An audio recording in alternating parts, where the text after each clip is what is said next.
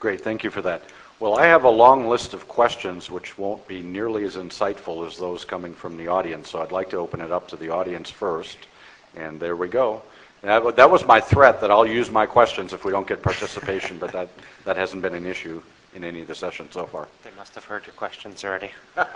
Exactly.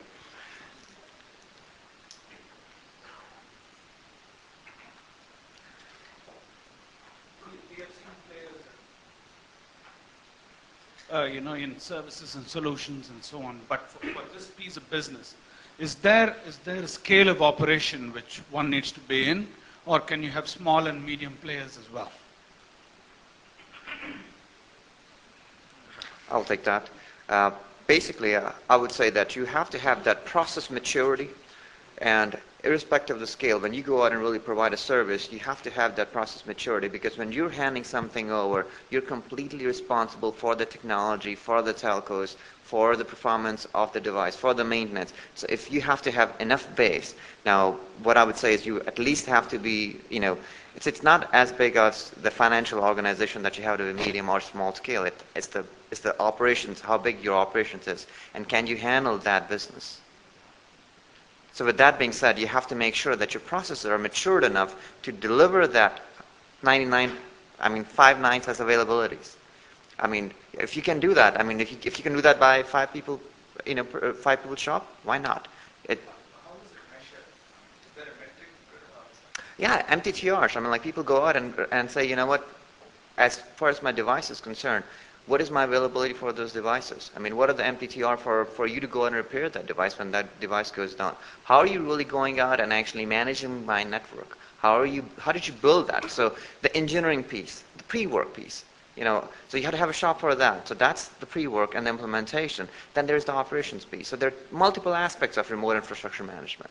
You have to have all that in. I understand that. When you talk of process maturity, are you talking of kind of certifications of the organization? You don't have to have certification, but if you have those, that's good enough. But at the end of the day, it all comes to the financials, the SLAs that you're committing to. Are you meeting those financials?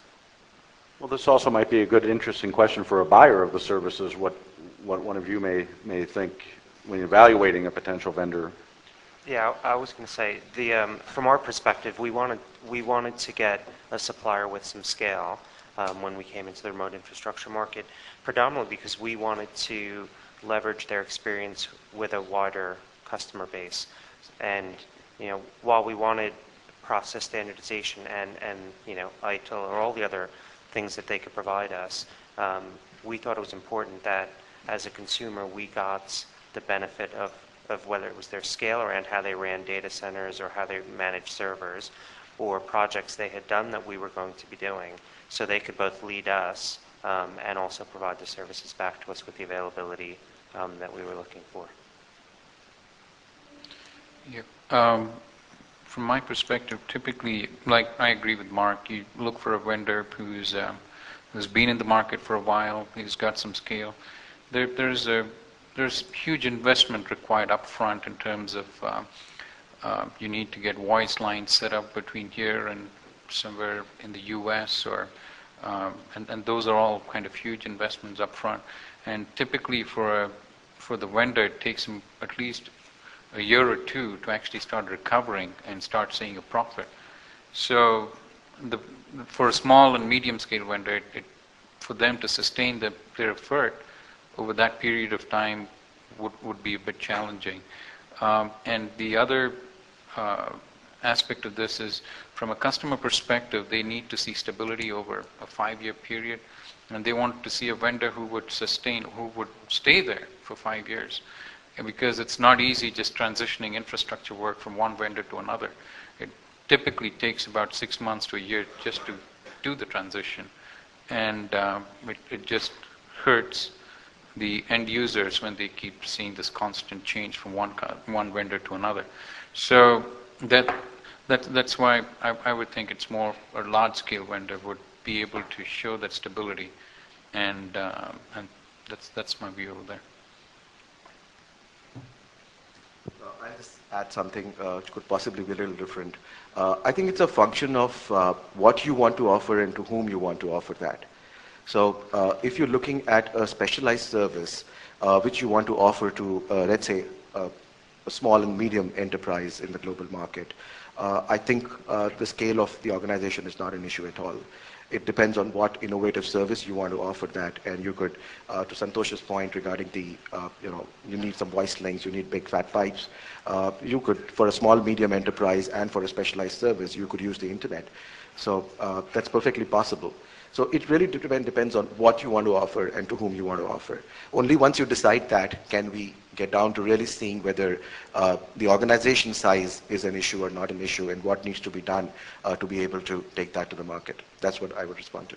Thanks for that. Can I ask one question? Quickly, we have a big audience. So on both sides, from a customer perspective and from a solution provider perspective, the size is not an issue. Given whatever is possible at remote Yeah. infrastructure management at this point in time, Yeah. I was coming to that. Will it still need to be large enough, or are there small players involved? Yes, certainly.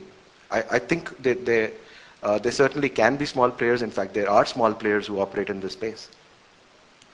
Exactly, and to the point, and like it's the process and the tool maturity that you have to deliver that service. And to Santosh's point, I mean, you have to have that financial stability because, I mean, it will be very sad for a business to go out and give you that infrastructure management, and then 6 months down the road, I mean, you're not able to go out and deliver that service. So the experience that comes along with that, and to showcase, hey, you know what, I've done this in the past, and this is what I can do. That's what matters a lot. So the size and scale is not a key issue, but rather than performance and the ability to deliver that performance is an issue. Hi, my name is Vineet and I work for JP Morgan Chase.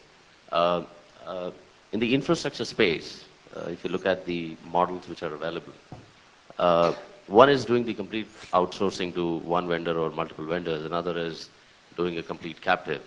But one of the other model which is coming up is a vendor assist model, which is where the organization retain the control and takes the resources from the vendors and run the operations.